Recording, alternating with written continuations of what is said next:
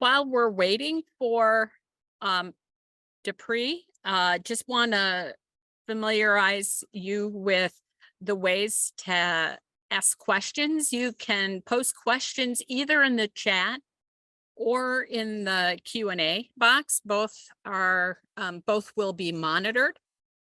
And Betsy, are you going to wait till the end for Q&A? Yes. Okay. So we anticipate the panel portion of the presentation will take about 50 minutes, and then we'll leave about 15 minutes or so at the end for Q&A. So we may go a little past the hour, but hopefully not much.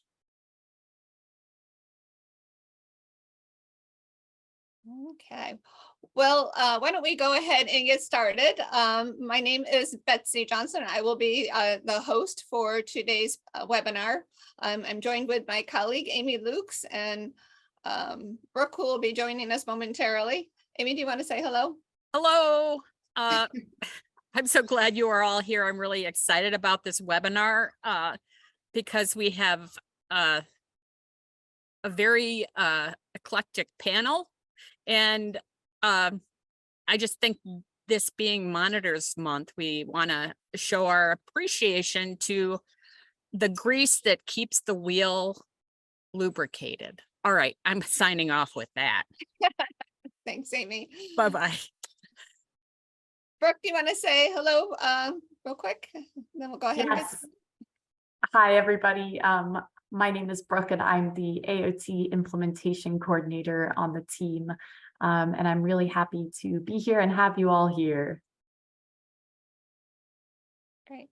Thanks, Brooke. And Brooke will be monitoring, facilitating the Q&A at the end, so we will see her again in a little bit. And also, as Amy mentioned, this is June 2023 is AOT Monitors Month. If you are on social media, hopefully you've seen some notifications about it. So we're excited. We've declared it such because we can. And Brooke has been spearheading a lot of that work. So just to show you all how much we appreciate the work you do, and we recognize the important role that you play in keeping these programs held together. So let me just go ahead and just quickly do a brief introduction, and then I'll introduce our panelists. So initially, when we decided to do an AOT Monitors webinar, we had talked about inviting 4 monitors from 4 different states to talk about the unique components of their respective programs. And as we thought more about it, we thought it would be really interesting actually to look at 4 programs from one state, just to demonstrate that even though all these programs that you're going to hear from today operate under the same state law, they still look vastly different. They really are unique, and they designed to meet the unique needs of their particular communities. So that's why everybody here is from Ohio. Plus, we have a lot of great programs here in Ohio to choose from. So but we just wanted to show the AOT is not a one-size-fits-all. Each program really is based on its own unique community needs, whatever available resources are in the community, and then the level of engagement from the various stakeholders. So you'll see the programs in Ohio, for the most part, have really developed from the ground up. We really don't have statewide ownership of this program in Ohio at this point, but hopefully that will change at some point in the future. But so they've all been developed, with the exception of one that you'll hear from today. They've all been developed without any additional money from the federal government or from the state. It's all been, there has been, they've pulled together some, existing resources and done a lot of work with in-kind kind of contributions, but no new money. So you often hear us when we talk to you about particularly some of the new programs, that this can be done without any money. So we've got folks here that will be able to share a little bit about that. But the one thing that, the one common denominator that all of these programs have in common is they have AOT monitors who really believe in this work, who are really committed to their programs and really want them to be the best they can be. The other common element in each of these programs is they all have contain some of the essential elements of an AOT program. So for those of you who are familiar with the AOT Implementation White Paper, we kind of delineate in that paper what those essential elements are. But basically, they all operate in accordance to the law. They all take extra steps to make sure that they're safeguarding the due process rights of all of the potential participants. They collaborate with their systems partners. They provide quality services. They monitor adherence to their AOT treatment plans, and they intervene early when necessary. And then ultimately, they decide as a team when it's time to end the court order, and when necessary, they make a warm handoff to the team that's going to be continuing the treatment for that individual. But truthfully, that's really where the consistency ends. Otherwise, like I said, these programs all look quite different. So I'm going to go ahead and introduce we have one more panelist. I wonder, Brooke, do we know if Dupree's going to be able to join us? I don't know. So one of our panelists, as I mentioned, is having some technical difficulties. I'm going to go ahead and introduce him with the hopes that he's going to join us. But we'll go ahead and start. I wanted to start with our senior AOT monitor. So that would be Nick Schranz. He's has most seniority amongst this group in terms of the time he's been working in AOT. I think, correct me if I'm wrong, Nick, but your program is going on 3 decades now. Butler County, Ohio is where I'm from, and that's the county north of Cincinnati. And we've had a program for about 25 years. Wow. And I've served in my role as the AOT monitor for the last 16 years. Wow.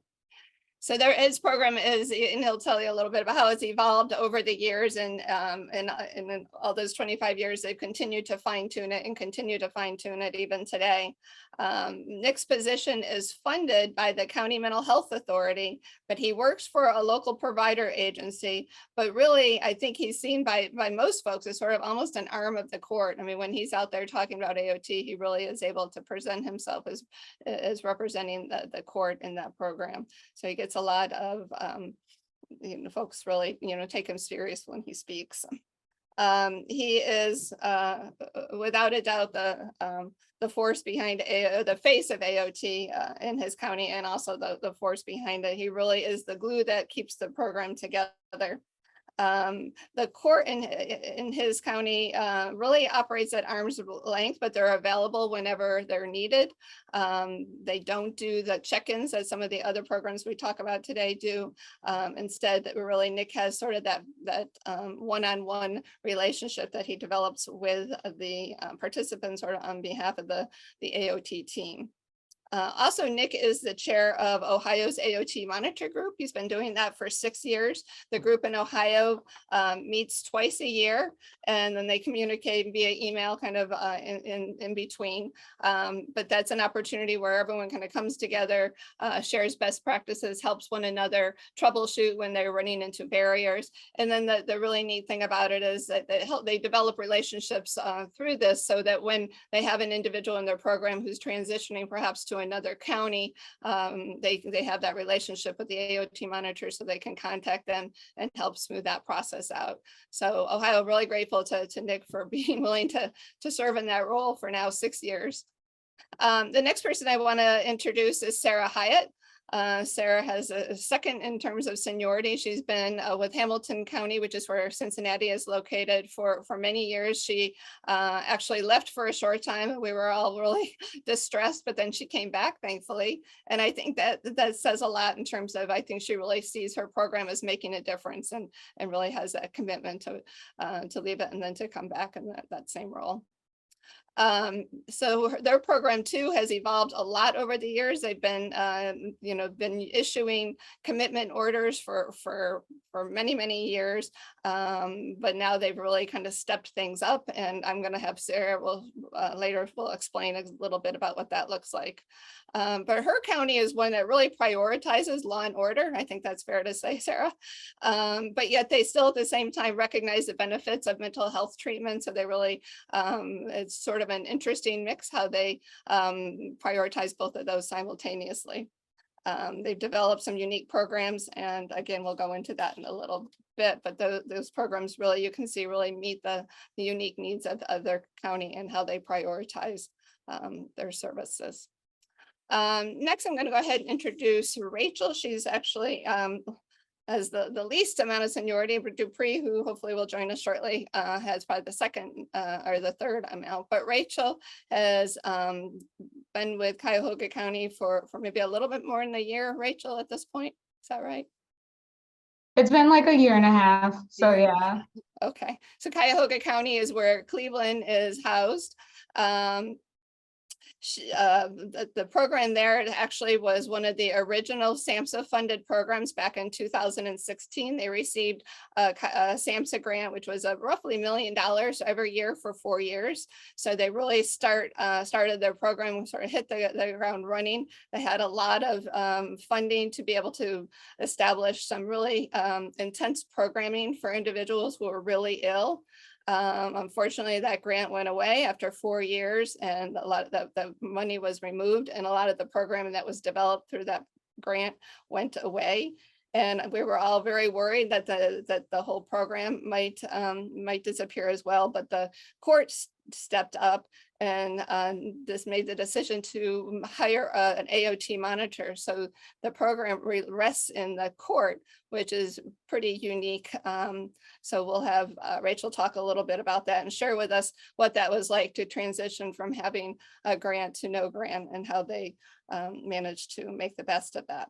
So, and so Rachel now works in the court. I believe the magistrate that oversees the program is actually who you report to. Is that correct? Yes, so Magistrate Specia, he's the director of the psychiatric department, and he's the one that tag teams AOT with me. So, okay, thanks. So lastly is Dupree Taylor. Again, hopefully he'll be joining us. Dupree is with Richland County of Ohio, which is where their county seat is Mansfield. They're the smallest county represented here today. Their population is about 120,000. Their program started in 2017, and it's kind of a neat story. So I'll just share with you quickly. So the Treatment Advocacy Center back in 2017, along with NAMI Ohio, hosted a symposium in Columbus, and Richland County, at the urging of their local NAMI executive director, sent a team to that symposium to learn more about AOT. And while they were there, they decided that they were going to go ahead and implement a program, and decided they really followed kind of the recommendations of TAC, really kind of followed our formula, the formula that's laid out in the building blocks in the white paper.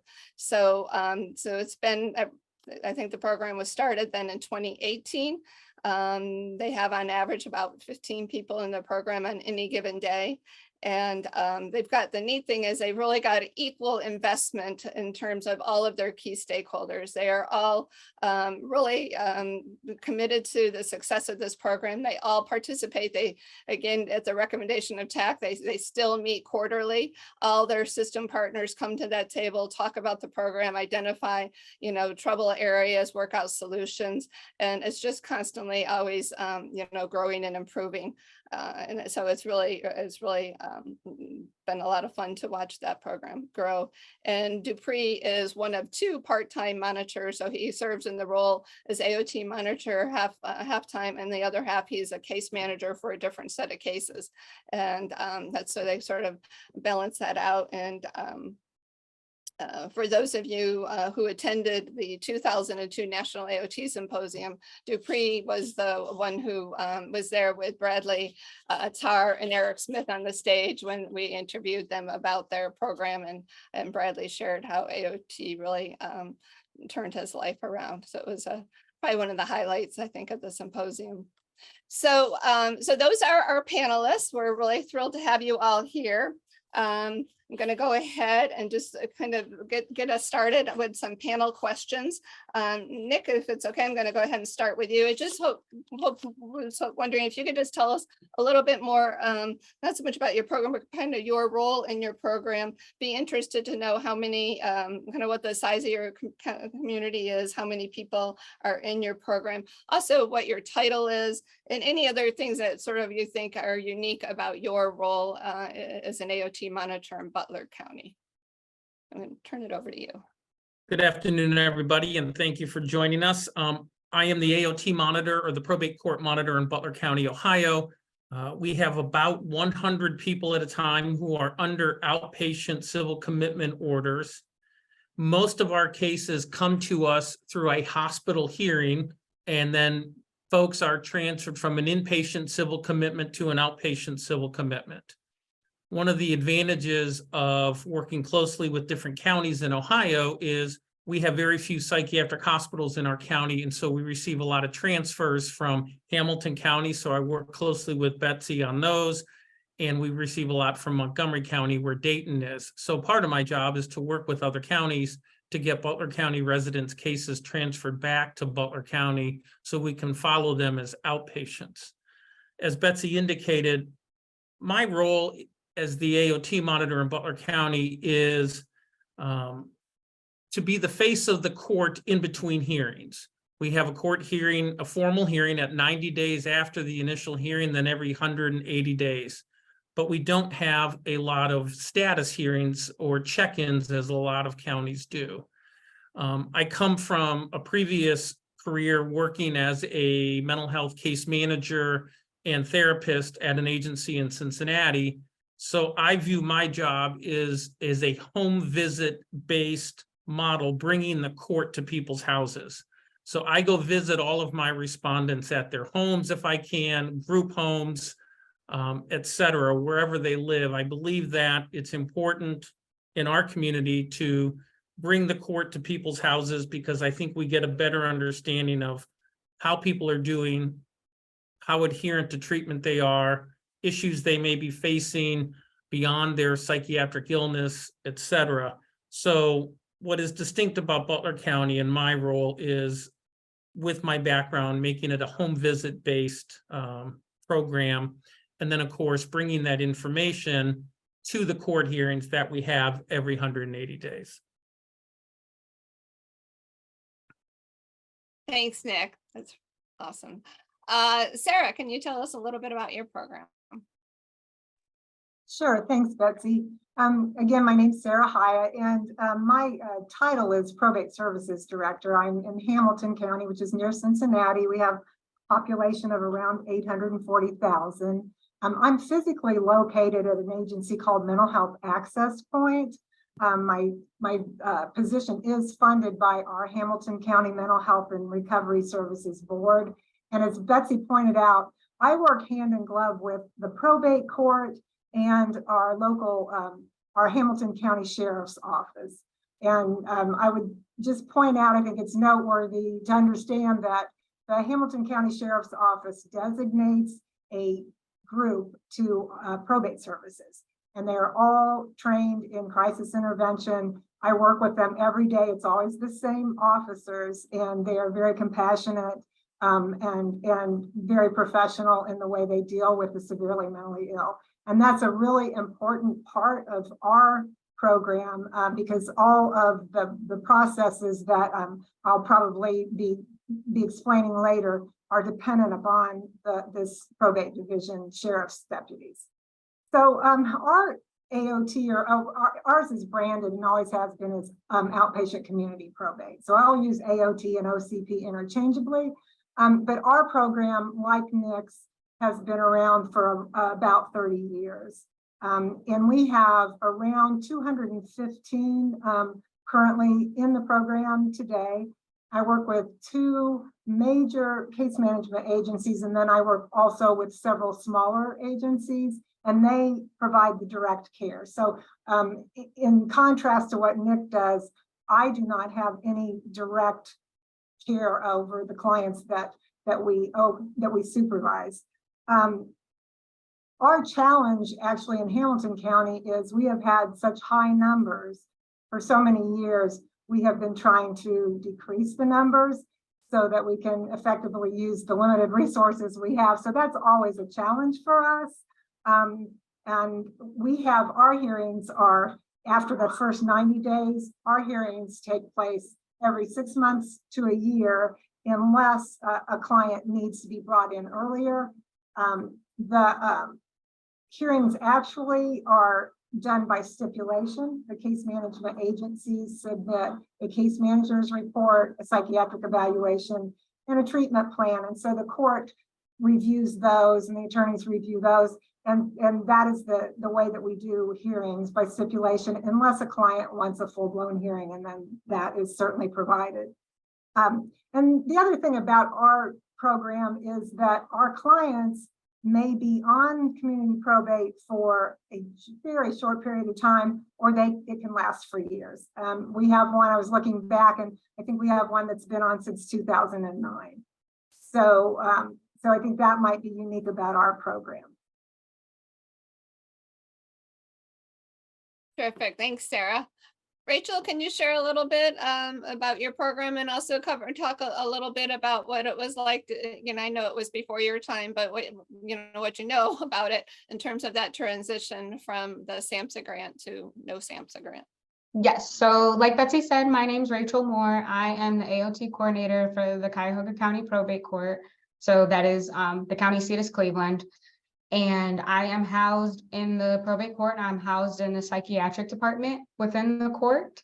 And my role, because I'm housed in the psychiatric department, kind of like what Nick said, a lot of the cases come from cases that have been started with the hospitals. So like orders of affidavits from the hospitals, that's usually how I get my referrals. And being housed within the psychiatric department, I get to see those cases literally from the beginning. When we get the documentation from the hospitals and when they get scheduled. Being housed in the probate court, I have the opportunity to go meet with every referral that I get.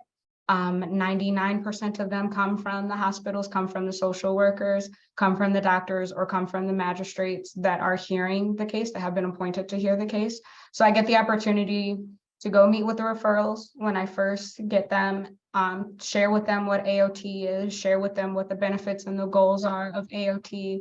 So then that way, when they are finally discharged from the hospital, I kind of already can put a name to a face. They can put a name with a face for me as well. We here, since we are within the court, it's very heavily status conference based. At that point, like the initial 90 orders for 90 days, the magistrate and I try to meet with every individual like at least once a month during that initial 90-day period. I do a lot of phone check-ins, try to check in with everyone every couple of weeks, just to make sure everything's going okay, make sure that we can address problems before they spiral out of control if we need to. Being in Cuyahoga County, it's one of the largest counties within the state. There's about 1.2 million individuals in this county, and we only have about 30 participants on AOT right now. Our biggest challenge that we are still facing is getting the cooperation for continued commitments from the providers. That's been a huge stumbling block for us, and we're looking for ways to kind of remedy that and figure out how to have a smoother transition moving forward. And like Betsy said, so the SAMHSA grant, so originally the AOT program was under the SAMHSA grant, and the Adams Board of Cuyahoga County was the monitor for AOT at the time. And the sole provider was Frontline, and they were very strict in who they would and would not accept on AOT. But it was nice at the time that it was under the grant, because you had one sole provider and you had a team of dedicated doctors, nurses, case managers, where everybody kind of was on the same page. But the biggest issue that they had during that time was they were putting the worst of the worst on AOT, that people that probably really would not traditionally benefit from it, and the referral process was too long. So they were missing a lot of opportunities a lot of good individuals that they probably could have put on AOT. So then after the grant ran out in about at the end of 2020, early 2021, the court decided to take over as the monitor, especially because we're already the ones issuing the orders for a commitment to the Adams Board. So it just made sense to kind of put everything all in the same location. Awesome. Thank you, Rachel. Dupree, welcome. Sorry you had some difficulties getting on here, but we're so happy to have you. You haven't missed anything. We haven't just I shared a little bit about how your program got started, and I shared a little bit about how what makes your program unique is that you really have equal investment from all your stakeholders, all of them, and they all participate regularly in your quarterly meetings. You guys do a really nice job of identifying problems and working through them pretty quickly before they become, too big. So at this point, I just wonder if you could just share a little bit, tell us what your title is. I shared that you kind of do this part-time and you're a case manager. So how does that work? Is that a good fit, do you think, to do this part-time and do case management? Do you ever run into a problem with that? Do you ever, just kind of share a little bit about your community and number of people you serve, that sort of thing. Thanks. You're on mute, Dupree. Yeah, so I'm the assistant outpatient treatment provider for Richland County, and I don't work for Richland County Probate Court. I do work for Catalyst Life Services, which is a community mental health agency here in Mansfield. I do have a full caseload that I work with at Catalyst, and then I do serve 5 clients for Richland for AOT monitoring. Yeah, it's kind of, it can be challenging to wear 2 hats and do case management, but then also do your AOT responsibilities. But I don't do it alone. I do have there's one other case manager that shares with our AOT clients. And currently we have 11 clients in the county. I have 5, and the other AOT monitor has 6. So that's how we do it here in Richland County. Hey, Dupree, I'm curious. So if hypothetically, you have a case manager that you work with at Catalyst who's kind of falling down on the job, does that put you in an awkward position to call attention to that? I mean, how do you handle that? Sometimes, so yeah, I do have to be a politician sometime a little bit to not throw co-workers under the bus. We are we all do have a nice size caseload, so things can be difficult. But one thing with the AOT process is no one will fall through. If someone's on the AOT, they won't fall through the cracks. So that does put like a safety valve in there, and we kind of will pick each other up. So in that situation, yes, that has happened before, honestly. But usually myself or the other monitor will step in and try to pick up some of that slack that maybe the other case manager couldn't do. But yes, it has presented as a challenge to, call out some things without, causing a working issue with our working relationship with our co-workers. Awesome. I've always wondered that, but I never wanted to ask it because there was always a case manager in the room. Okay, so we're going to go our next kind of round of questions. I'm curious if you could talk a little bit about how you ensure effective communication with your stakeholders and with your treatment team. And just, I know some of you have already touched on this, but how you specifically, as the monitor, how do you ensure that people are the larger group, how they're communicated, how they know how, if your program is successful, maybe some of those success stories, how do you communicate that? And then more specifically, how do you keep the treatment team? What does that communication, how frequently do you meet with them, and how does that communication flow go? So, yeah, so I'm going to go ahead and go around robin. So I'm going to go to Nick first with this. So again, based on the model of our program, to me, the way to our effective communication comes from trying to be involved with all the different stakeholders involved with our probate court respondents. So I'll attend treatment team meetings in group homes and participate with the group home staff as part of a respondent's treatment if they live in a group home. I see people at home, so I interact with families at home who are involved in their loved one's care. I work obviously very closely with case managers who come from a variety of agencies in Butler County. We don't limit where people can get treatment from. So I participate with the case managers. I'll participate obviously with the County Mental Health Board, who supplies the prosecutor for our court hearings in the probate court. I send a written report to the court as part of our court hearings, indicating kind of the nuts and bolts of where someone's been in the 6 months since the last court hearing. But it's the same sort of process as my role in the sense of being involved, doing home visits. One example I had is I was talking to a treatment team that actually was at my agency, and we discovered that a client hadn't attended his last psychiatric appointment, had not attended his last long-acting injection appointment, and the case manager was busy. We called the group home. The group home indicated the client was there.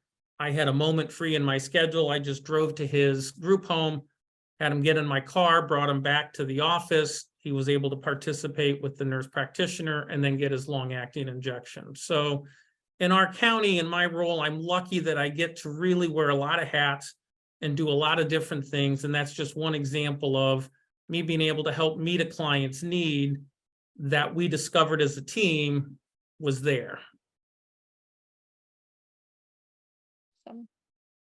Thank you, Sarah. Same question to you. How do you oversee that communication?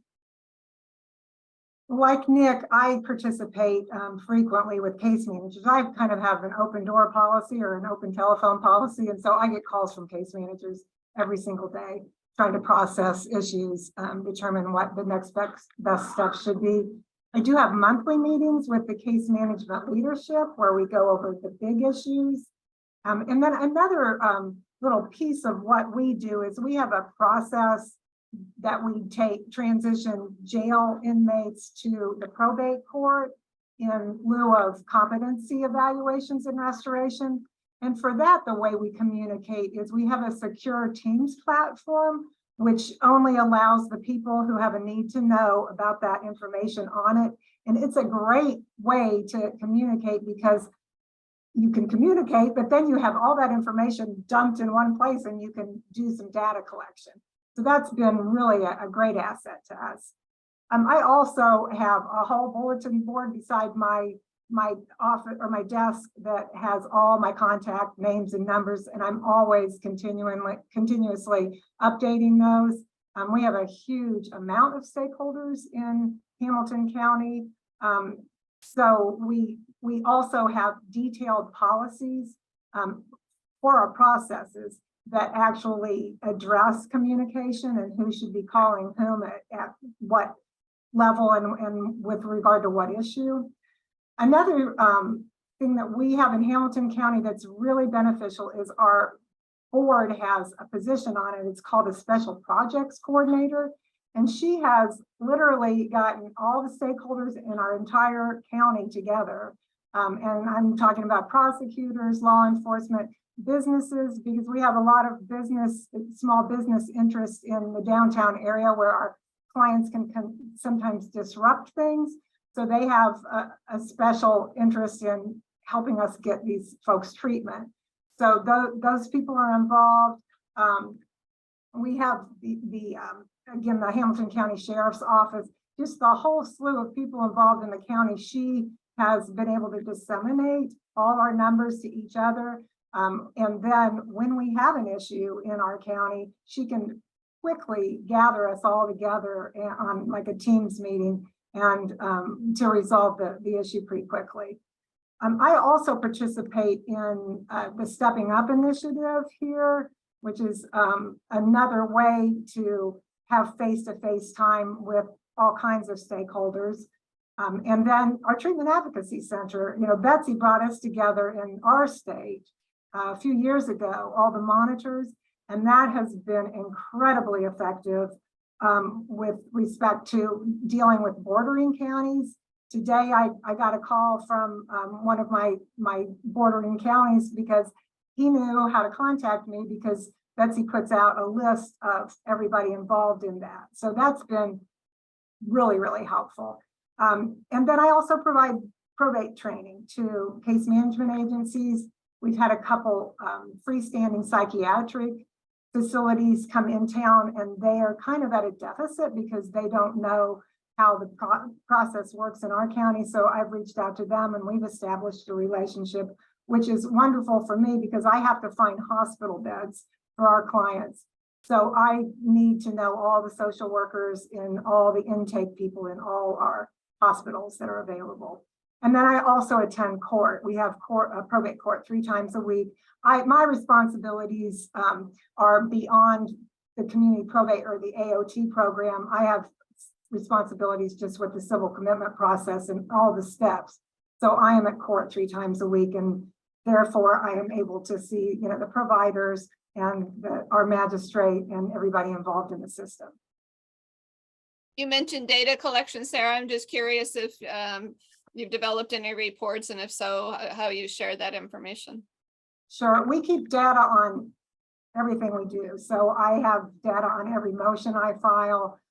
We have several programs, and we keep data on that. That information is disseminated typically to the stakeholders that are involved in the processes. Thank you. Rachel, can you talk a little bit about what that looks like up in Cuyahoga County? Yes, so most of my communication is done directly with the case managers. We try to be as transparent as possible, especially being housed in the court. Sometimes people can be a little leery of the court system, which I totally get. So we try to be as transparent as possible. We try to let the case managers know, let the agencies know that we're here to assist them as well. Not only are we here to assist the person that is on AOT, but to alleviate some of the burden that they may have, because we know, being a case manager is difficult. At the end of the day, I'm not a case manager, but we try to do what we can, try to offer solutions and help whatever we can within the bounds of the court. They also participate in the status conferences that we have. So not only do we have the individual that is on AOT, but we always ask that the case manager be on too, so that they can hear the feedback that we have and they can provide any additional information and see the progress that the individual has made. And they're also more than welcome to be on the continued commitments hearings that we have. We send a hearing notice to them as well. Talk with a lot of families if possible. And when I go meet a referral, I always have 2 handouts that I take. One of them was created by my predecessor, and she took a lot of stuff, Betsy, from the white paper. But it's a nice little cheat sheet of what AOT is and is not, has my contact information on it. I have another one that's specific to the court and what our expectations are. So I give that to every referral, also give that to the social workers, and they're free to hand all of those out, so that if anybody has questions, then we are a safe space for them to do so. And I'm here to answer any questions that they may have, or the magistrate can. We had someone from Signature Health come in earlier this week because she's taking over for another individual, and she wanted to get a better understanding of AOT. And so that kind of was encouraging, because it shows us that she's trying to help us and willing to collaborate with us to help her clients on that are linked with Signature Health. So Specia and I will do things like that, where we'll train people. He does a lot of summits. He does a lot of CIT training where he'll share AOT with the community. So just trying to get it out there, especially now that we are housed in the court versus the Adams board, just trying to get word of mouth out there to increase the numbers. I'm curious, we often say that AOT not only holds the participant accountable, but oftentimes holds the treatment team accountable too, to providing. Do you think being housed at the court causes people to be a little bit more responsive? I think it definitely causes the individual on AOT to be more responsive. Not so much the case managers. I think that's hit or miss, but definitely I think overall the individual does. Like, I talked to someone who's no longer on AOT, his commitment expired, but we still meet with him regularly at the request of his mom. And like, because he still thinks that he's on AOT, like he still follows everything, he takes his medication. So even it's nice that someone like him, who is no longer a part of the program, is still doing what he's supposed to, because it's been so ingrained in him that, oh, the magistrate's watching, oh, the judges are watching. So yeah, I think it definitely overall holds them more accountable. Great, thanks, Rachel. Dupree, can you talk a little bit about what communication looks like in Richland County? Oh, you're still on mute.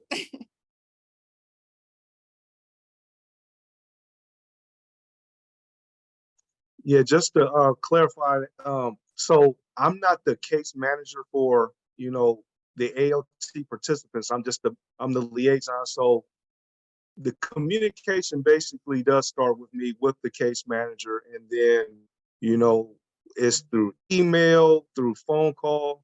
They have, you know, my personal cell. It's a lot of that goes on.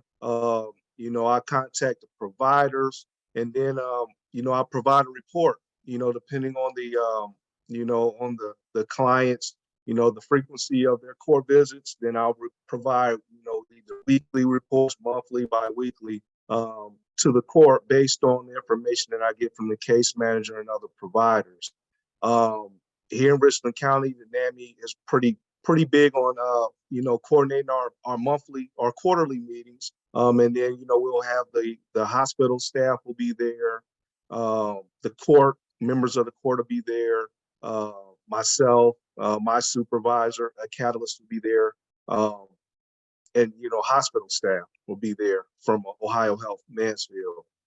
And also the sheriff department. So NAMI coordinates that. We do have quarterly meetings. So it's kind of like a huddle up session. If there's something that went, you know, didn't go as planned, or maybe a process that streamlined, or, you know, we'll kind of game plan and talk about those things at our quarterly meeting. So that's about how we do it here. Thanks, Dupree. So the one question, the most common question we get on the implementation team is, how do you respond to treatment non-adherence? So I wonder if you can each talk a little bit about what that looks like in your county, and then more specifically, what your role is with regard to that. When you become aware that a participant is not adhering, what is your role in that process? So Nick, back to you. So because I'm regularly involved in the treatment team, when someone's not adherent, I get a notice quite quickly from a group home, from a case manager, from a family member. And my first response is to go see someone, go see them at home, go see them at the group home, talk to them as I would normally be meeting with them about their treatment, find out if there's something that's keeping them from being adherent. Is it a transportation issue? Did the case manager leave the agency and no one knows about it and they couldn't get to appointments? Are they having a side effect from a medication that they may be comfortable enough to tell me about because they've known me for a long time versus telling their prescriber? There's just a lot of different things that can get in the way. And then, of course, we have many people who suffer from anosognosia who are resistant to treatment. So I'll meet with them and try to convince them of the benefits of treatment. And if that doesn't work, then we have an excellent crisis team in our county, and I'll have them evaluated by the crisis team to see if they fit the criteria to be brought involuntarily to the hospital setting. And then if that doesn't work, and I'll communicate with our prosecutor and with the treatment agency, and there is the capacity in our county to file an affidavit taking the information that I have, file an affidavit with the court to have a person brought to the hospital for, in effect, for an assessment and hopefully admission so that they can participate in treatment at the hospital setting. That's kind of the last tool that we use. we do find that if someone is brought to the hospital setting by court order and they're on a long-acting injection, and we've already coordinated all of that with the hospital, with the emergency room, with the case management agency, we discover a lot of people will take the long-acting injection the moment they get to the emergency room, so they don't have to be admitted to the hospital. But of course, if they need the hospitalization, they'll be admitted. So we try to work with them at their home to try to convince them of treatment, and then go through the process of the crisis team and then a court order if need be. Nick, do you ever use status check-ins as a way of responding to non-adherence? We had in the past when there was a previous judge who was more involved, a little more involved in the program. We haven't utilized that as much lately. Okay. So Sarah, I know you all have a very unique program in your county that falls under this under your AOT. I just wonder if you could share a little bit about that and how that relates to non-adherence. Sure. Well, the first step in our process to respond to medication or treatment non-adherence would be at the case management level. And they'll typically contact me and we'll discuss what the best approach is, but they're great at what they do and they have different levels of care. They may shift a person around to a different program. And they have lots of things that they will do at that level. So if they can't persuade the person or help them get back into treatment, then they will call me and we have certain options from my office. One of them is if they're totally AWOL, like they're just totally gone and nobody knows anything about them. And we do have a lot of homeless people on our program. And so this happens a lot. So if we have no information about them, then I will be cause to be filed in the probate court a motion for evaluation. And we will ask the law enforcement to pick them up and take them. We partner with University of Cincinnati Psychiatric Emergency Services. So they know when they get one of these motions for evaluation that we are asking them to see if this person is safe at that point. And they have the option then to either admit or discharge. So that's one of our options. Another one is if I have enough detailed information to believe that because of their treatment non-adherence, they have decompensated to the point that they meet criteria for inpatient hospitalization, then I will cause to have filed a motion for inpatient. And same thing, they're taken to the hospital and they're admitted. And in that issue, then I would have to find the hospital bed. So I don't necessarily send them to our psychiatric emergency services. We have several hospitals with psychiatric units in Cincinnati. And the other option that we use is for a subset of those on community probate. It's not for everyone. And it is our injection program. And it is for those with severe mental illness who are effectively treated with a long-acting injectable, but if left untreated, they just are not safe in the community. They just cannot survive. So we looked at this about 4 years ago and started, or actually it's been 5 years, started working on this process. We brought several stakeholders together and it took us a year to establish this program. We have had our probate court judge, of course, and we had a representative from the defense councils, and we had our board attorney, we had our psychiatric emergency services providers. We brought in a specialist in psychiatric pharmacy, and we had the court staff and case management agencies. And again, it took us a year and we developed a very detailed policy. So now we have a program where for the subset, if they either refuse their injection or fail to show up for their appointment for an injection, we have them picked up and they're taken to the agency to have their injection. We projected that we would start with 12 to 20. We thought 20 was going to be a high number. We currently have 80 on this program, but I can tell you that we have only averaged around 8 motions a month. What has happened with this is they get on the program and they come in for their injections. It's been, at this point, we can't get the case management agencies to remove them because they think that's the carrot to encourage them to stay compliant. So those are our processes.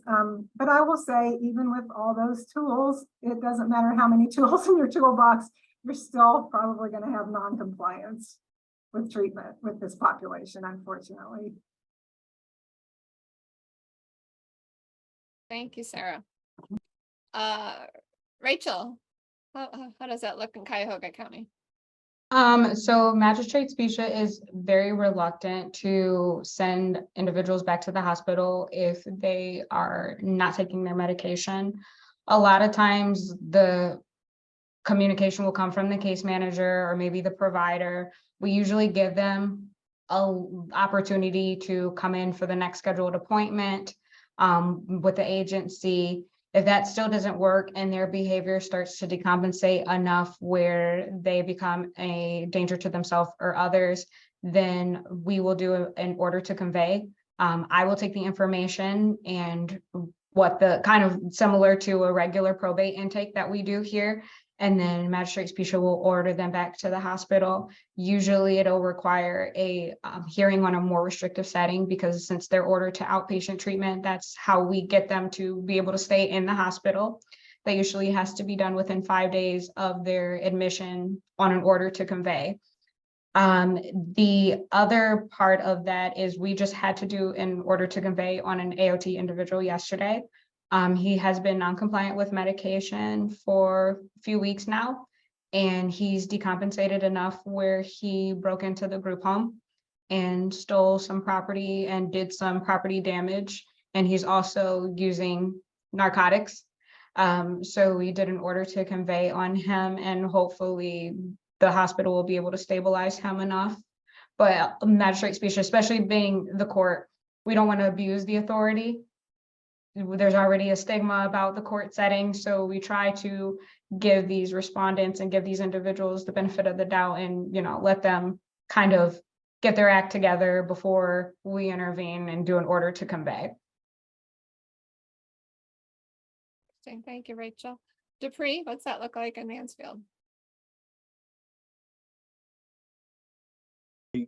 If a client misses a hearing, the judge usually will, give them the opportunity to, explain what happened or to come to the next hearing, and they'll reschedule. If they don't show for that one, there's been times where they've given them another chance, depending on what the circumstances were that caused them to miss. But then after that one, they would be real clear, like, okay, well, if you missed the next one, then, we'll have to send the sheriff out to, to take you to have a wellness check done. As far as behavioral decompensation and that usually starts with the case manager. They're usually the first ones that'll see, decompensation. They'll get reports in the community or something will happen where, hey, the client is, decompensating. Usually we'll just, communicate that with the care providers. We'll put in, an application for them to get, to go to the hospital to be seen and get treatment, get from outpatient to inpatient care. We'll usually do that if they're, seen to be a danger to themselves or to others. Put that in, and usually that's how that process works for us. Well, I want to leave our last 15 minutes for Q&A, so I'm just going to ask one quick wrap-up question before we open it up. If you had just one piece of wisdom to share with all the other AOT monitors out there watching you today, what would that be? Nick? So when you asked that question prior to this in the planning, I wrote down, be present, be involved, and be positive. And no matter how the AOT monitor works or however an AOT program works, I think all of us need to be present in these respondents' lives, because a lot of them are alone in the world. A lot of them don't have a lot of involvement with family or society in general. So I think the more we can be involved, the more we can be interested. That's why I like to do home visits. But we can be present in a courtroom. We can be present in an office. We can be present at home. And a lot of our clients hear negative stuff all day. You didn't do this, you didn't do that. And so when I see a client individually or I see a respondent in court, I try to focus on the positives of what they're doing in their treatment, because they need that. Nice. Yep. Thank you, Nick. Sarah? Totally agree with Nick, and I would add one other thing, and that's collaboration and relationship building, along with, you know, that compassion that we need to show these respondents. They just need a lot of people involved in their life to wrap services around and make sure that they're safe in the community. That is one thing I believe Hamilton County does well. There's a lot of people out there watching out for them. And so, yeah, I would just underscore relationship building. Thank you. Rachel? So I would say patience and persistence, being one of the newer AOT communities within the state of Ohio. It's still a changing and constantly evolving learning process. So being adaptable to tweaking the process as we go along, and there's been a lot of trial and error, and there's been a lot of frustration and roadblocks recently. So just trying to work through those and trying to find solutions so that we can get this program to thrive. Thank you. Dupree, want to wrap this up for us? Yeah, kind of like what Nick was saying. The biggest thing for me is listening. Just listen to the client, you know, what they, and validate what they're feeling, because initially none of them are sick. None of them want or feel like they need to come to court. So, you know, just listening, validating how they feel, and building that rapport. That's basically the number one thing that I've learned to help, you know, ease people into that process of why they got to come to court in the first place. Beautiful. Thank you all. That was a great way to wrap up this discussion. So I am going to ask Brooke to join us and let us know what kind of questions we've got in the Q&A. Hey, everybody. So I am going to start with, I'm going to go a little out of order. So Carrie is asking about obtaining information, and her question is, it sounds like case management is very engaged with clients in your programs. When that is not the case, how have you obtained information on clients? And then she asks if you do that by directly contacting providers. And whoever wants to jump in first, go ahead. So we get a monthly report from each of the case management agencies on our 100 different respondents. That's required by the state statute in Ohio. So if I don't get a report, or I get an incomplete report, I'll either contact the agency and speak to the supervisor, I'll contact the case manager directly, or if I really want information, I'll get in my car and I'll go see somebody, because I think that's, for me, the best way to get information. But we have found that a lot of the agencies do want to cooperate. They do want to provide information. They want our assistance at the same time. But if we're not getting that, then I'll either go find the respondent or I'll talk to the supervisor. Awesome. Others, how do you get that information? So, you know, with the case management, it does usually where it starts. And usually the process, we always start with getting the releases of information for all of the agencies involved, different care providers. We start with that. There's one instance where a particular care provider didn't really want to, you know, share information with the court, or they didn't want to be involved.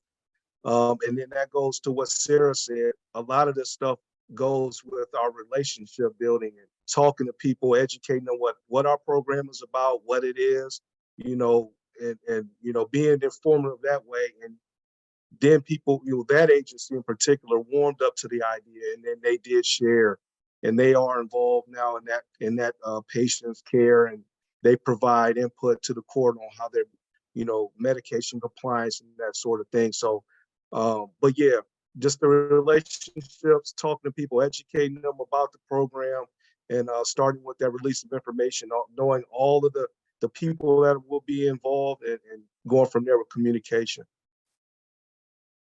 Is that a single release that has everybody listed, or do you do a separate release for each? entity? So all of the releases for the stakeholders that come to our NAMI appointments, to our NAMI meetings or quarterly meetings, all of those providers are on one release. But the individual care providers, like if someone gets treatment, chooses to get treatment at a different community mental health agency or an individual, care provider, you get those individuals. Do you run into people refusing to sign? Yes, we've had clients refuse to sign releases, either for care providers or loved ones, or they release. I mean, they refuse to sign releases. But we have found a way to work around those types of things. So, but yeah, it's their right not to sign, but yeah, we still found, ways to get information that's valuable to the core.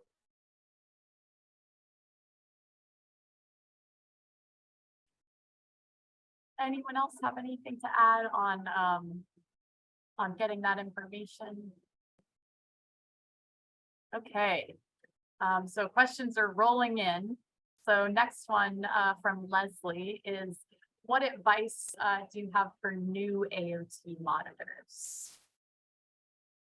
Feel free to take a minute to think about it.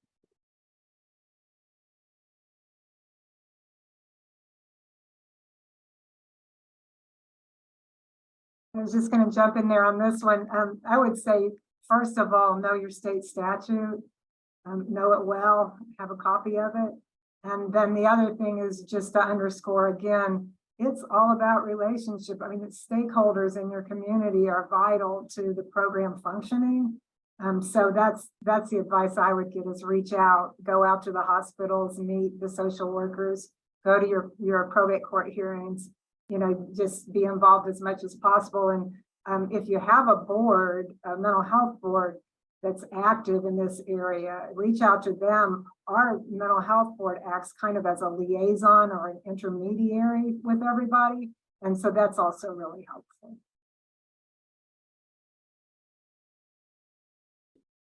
And one of the things that I think is important is, in our role as AOT monitors and whatever program we have that we discussed today, the whole goal is to push people towards treatment. And so one of the things I think it's important for monitors to do is to both promote that respondents work closely with their prescribers, whether it's a nurse practitioner or a psychiatrist, and then also help them advocate if they're not being heard, if they have a prescriber who's not spending enough time with them, that type of thing. I think that's one of the roles that the monitors can do, because a lot of times respondents will say, well, I don't want to take my medicine, or I'm having a problem with this. And then it's our job to say, I can't prescribe your medicine, but you need to approach your prescriber and try to promote a better relationship between the respondent and their prescriber. I think that's just very important to do. And as the newbie, I would say, like, not being afraid to ask questions. And like Sarah mentioned earlier, we have the AOT monitors meetings twice a year, and those are really helpful to kind of bounce ideas off and to gain suggestions from. I know I've met with Betsy recently, and we kind of I told her the struggles we were having in Cuyahoga County, and she gave me some really good suggestions. So just being open to other programs and other counties that have been around for longer to kind of bounce ideas off and take suggestions from.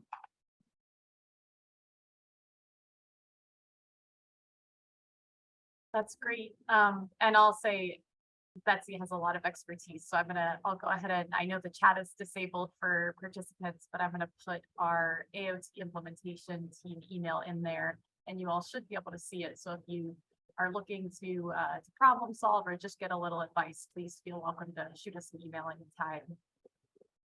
So next question is how, and I guess maybe if, is mediation being used with your AOT program?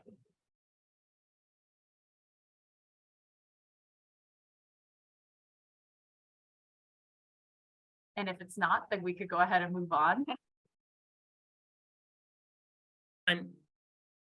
I may try to speak for all of us and in the sense of, I don't know that we have a formal process of mediation, but I think all of us in our various programs through different mechanisms try to mediate problems before they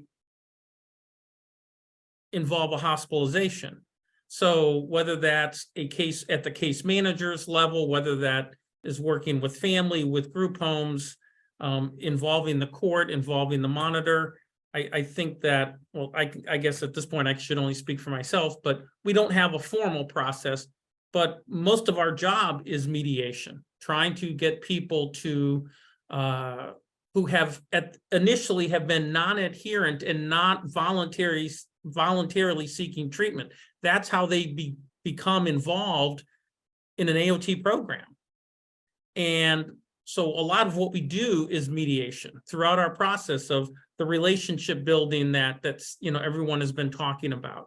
So it's not formal, but it's really what we do all the time. Right. And we do have some clarification there on the question. Mediation between the community mental health provider and the attorney of the respondent. Is that something that that you ever find yourself encountering in your role?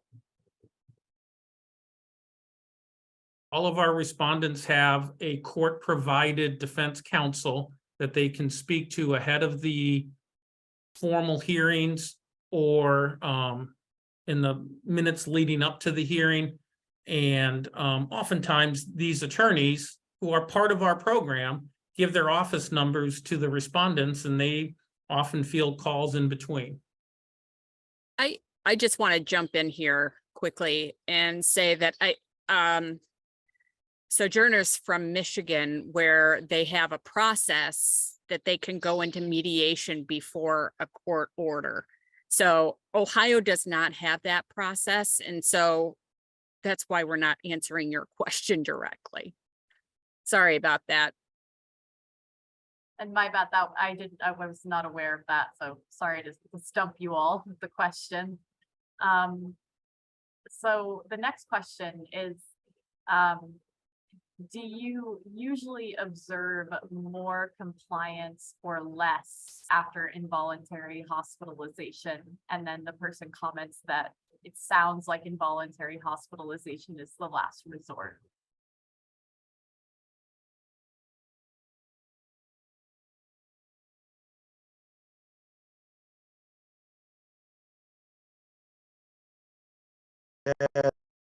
Well, I've definitely seen that.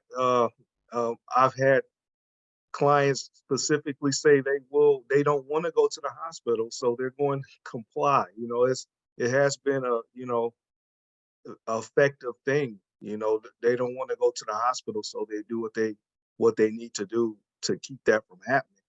So I have seen that it does. It is effective in that it slows down.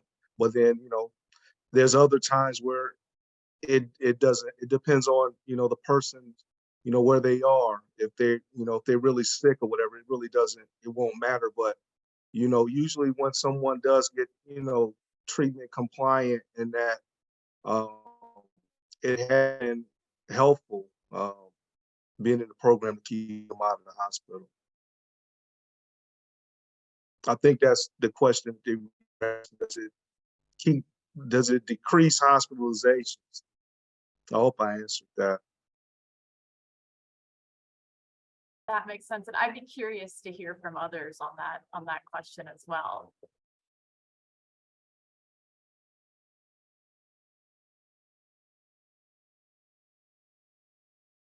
I'm not sure I understood the question, so if I answer it incorrectly, but I would say that everybody on our program lacks insight into their illness and would be non-compliant without it. I mean, it is the last resort.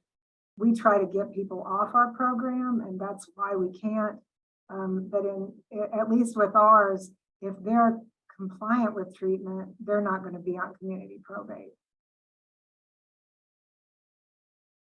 I mean, and I take they're compliant because they're supervised, but if they are voluntarily compliant without any supervision, they won't be on our program, because that is the characteristic of what we see in those who are on our program, is that lack of insight.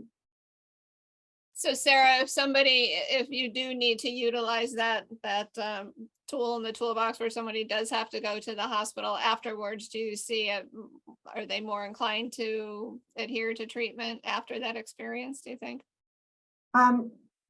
With respect to hospitalizations, I can't tell you, because we have not collected that data, but I can tell you for sure on the injection program, we have collected data and we have seen a significant reduction in hospitalizations and in incarceration for jail time.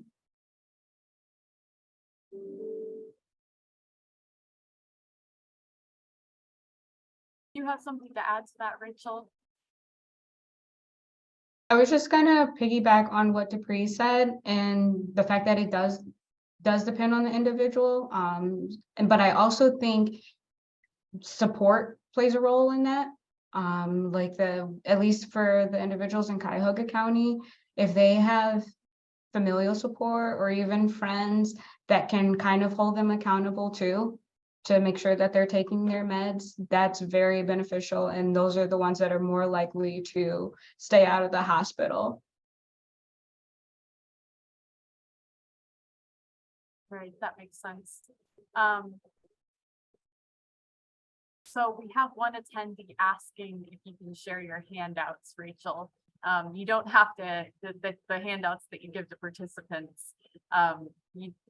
Go ahead. Yes, I can definitely Okay. share those. Do you want me to send those to you? I'll tag team you and Betsy on those, and then you guys can distribute those. That's perfect. I'm sure it would be much appreciated by our attendees here. And don't be surprised if they show up in our resource library. That's fine. You just need to tweak them a little bit because they say Cuyahoga County on them and they have my contact information. But yeah, you feel free to use them. That's perfect. Thanks, Rachel. And we're happy to remove that before sending them to the masses, so that you're not fielding a lot of random calls. Okay, and then our last question here is from Tony, and she's asking, can an involuntary be turned into an AOT, which I believe she's asking about an involuntary commitment and how people would get into AOT after that. And I know that it's different state by state, but if you all don't mind just talking about the process in Ohio, would be really helpful, I think. Really quickly, in our county, every inpatient commitment order transfers automatically to an outpatient AOT order, because it's our county's belief that the outpatient provider should be the decision maker on whether or not someone needs the ongoing court oversight. So we automatically turn everyone from inpatient to outpatient. Got it. Yeah, and that does vary by county.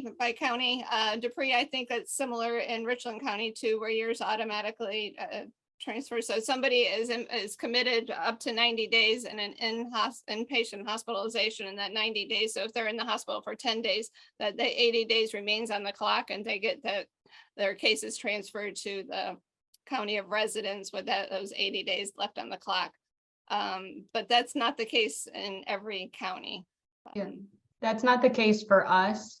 I'll get a referral. Like I said, usually it comes from the doctor or the social worker, and I will go make the assessment. I'll go meet with the individual, and then I will talk it over with Magistrate Specia, and we make the final determination.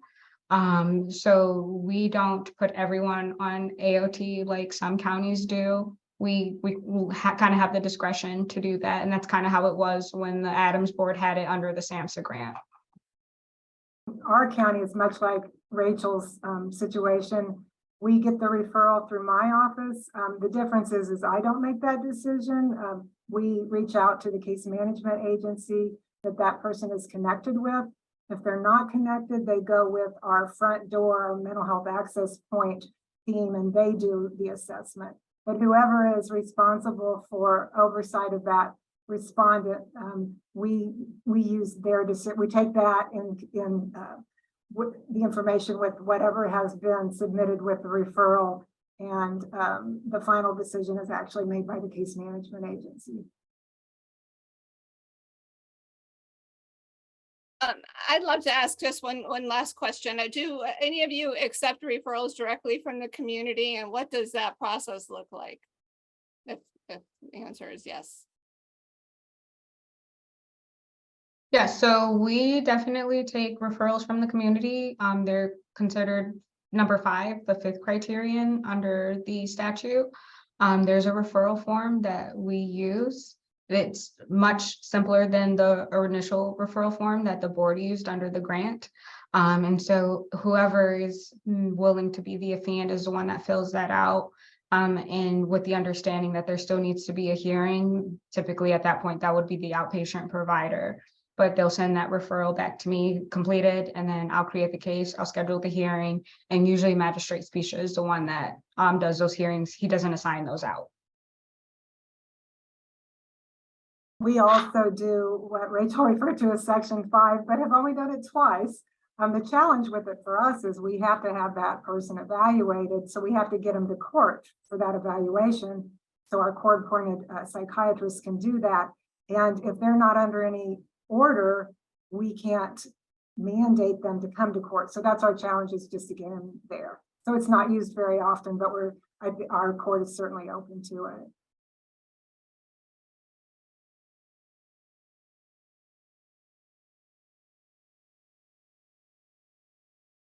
All right. Well, I think that wraps us up. Thank you all so much for your time and your expertise, and Betsy for facilitating.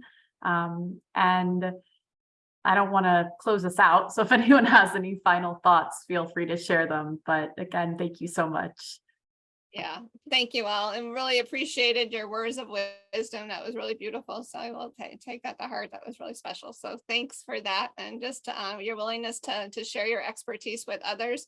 You guys have been great, and I imagine we'll be reaching out to you again in the future for a follow-up. So thank you. Thanks everybody for joining us. I hope you found this valuable. I know we did.